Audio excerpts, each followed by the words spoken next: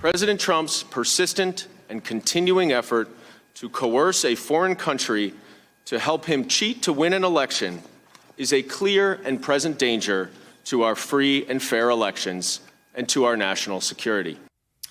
Daniel Goldman is a former prosecutor from the Southern District of New York. Starting in February of last year through just this month, he worked as a top lawyer for Democrats on the Intelligence Committee. He helped author the nearly 300-page House impeachment report on President Trump. He was the lead staffer on the impeachment investigation. He was the key lawyer examining and cross-examining witnesses during the impeachment hearings. That's Dan Goldman. You know Dan Goldman. That's the reason we all got a pit in our stomach when we learned late last week from Dan Goldman's Twitter feed that he had a fever, a headache, and a negative flu test. He couldn't rule out coronavirus because nobody was giving him a coronavirus test. He kept tweeting his updates in pursuit of a coronavirus test, ultimately deciding that he could drive up to a location in Connecticut at 4:45 in the morning to try to get a curbside test quite far from where he lives. Well, we found out over the weekend that test came back positive.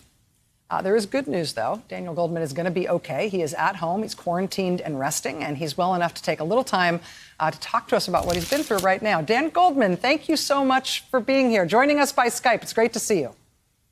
Good to see you, Rachel. Thanks for having me. Tell us how you're feeling and what your odyssey has been like in terms of how sick you've been.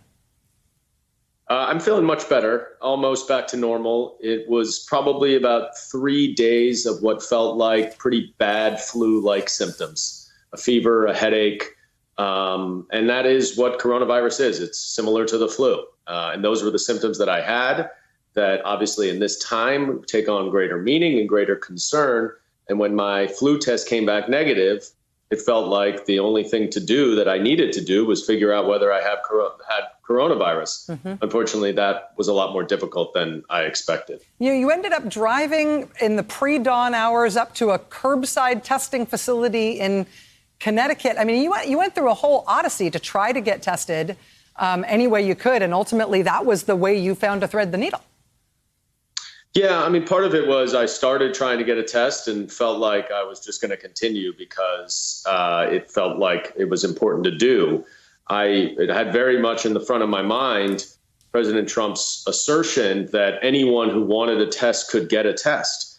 And that was completely not the case with me. I suspect it's completely not the case with very many people. And so I started going public with my efforts to highlight the fact that it is not the case. That you can get a test. You played a clip from Dr. Tedros today saying the best way to handle an epidemic or a pandemic is to test. That's clear. I'm not a doctor, but that seems pretty obvious. And it was very frustrating that I kept getting turned away from everywhere I went in New York.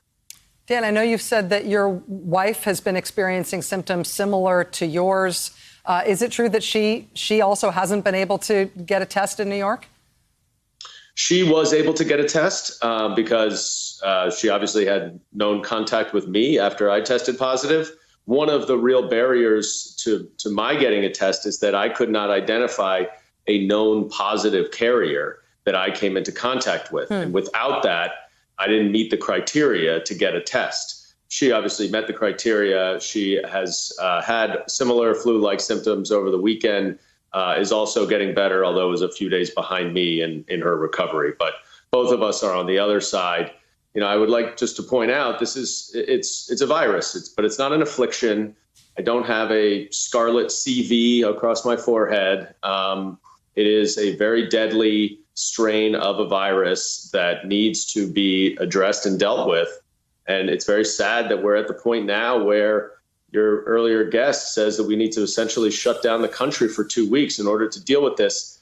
That could have been prevented if we had enough tests from the get-go, and we had that opportunity.